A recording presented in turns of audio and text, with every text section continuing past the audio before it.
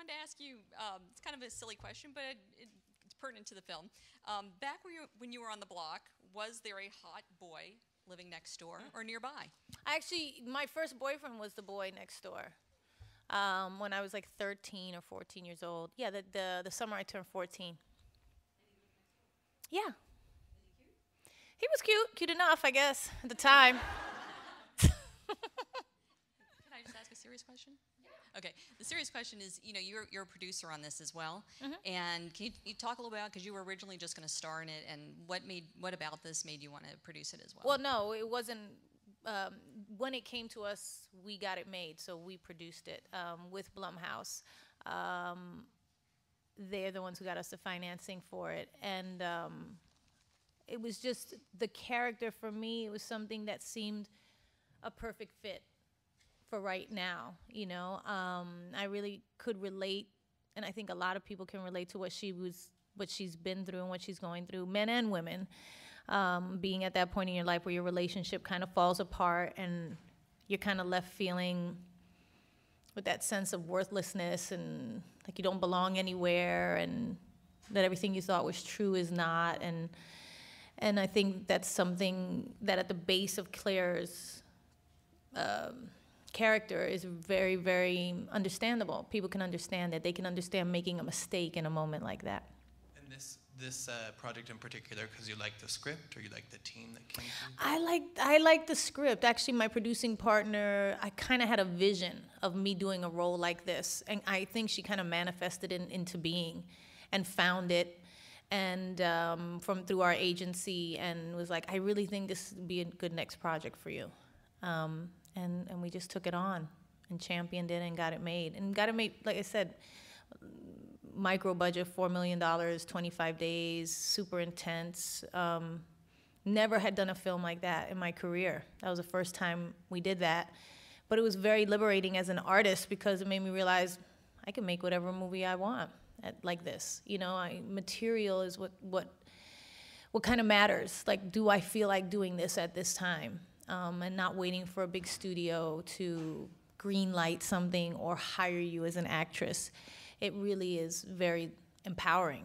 And I think it's just a new day, a new time in the kind of trajectory of artists that we have more power in that way than we've ever had before.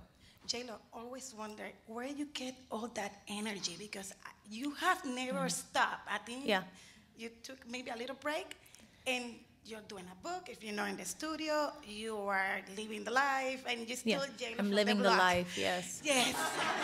J-Lo from the block. Well, enjoying life for what you work for. I do. I'm in a good place in my life right now.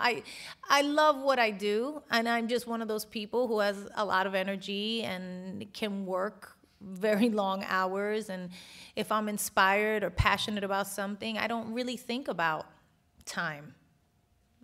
I don't. I just keep going. And then, as time has gone on, I've learned to take better care of myself, which is why I think I'm in the best time of my life right now, is because I've become more aware of that. As when you're younger, you don't realize you have limitations and realize that you are the one who has to take care of yourself. Nobody else is going to do it for you. And so with all of that time, maturity, and realizations, I'm in a much better place to be the best that I've ever been and to continue growing as a person and as an artist. Speaking to the Hi. Speaking to the business side, to the producer side, we see a lot of independent films being made right now, and then the giant blockbuster. Do you find that it's harder to make a medium budget film right in this time frame? Yeah. Or time period? Absolutely. Absolutely. The business changes all the time, and we're in that moment where it's like you said, it's big franchises.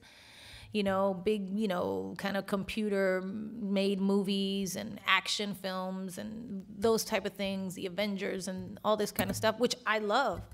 Or it's somebody trying to get some little story made or some little fun movie made that, the studios can't make $1 billion on,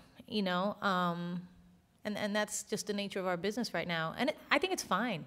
I think what you realize is it's not about financial success as an artist. And I think a lot of actors and actresses and producers and writers and, people in the business, the creatives in the business realize that it's not about that. Yeah, we all want to be successful. but we all just want to create, and we want to tell the stories, and we want to continue creating the opportunities to be able to continue making, doing what we love. So at the end of the day, I feel like it's a win-win, for everybody to be able to make these independent films. Hello. Hi. Congratulations on the film. Thank you.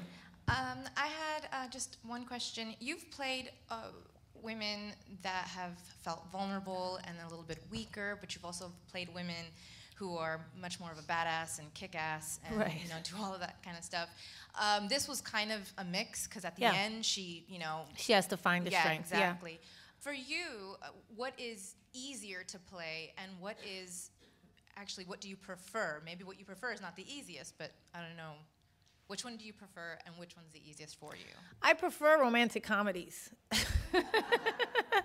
They're just fun. That's a fun set.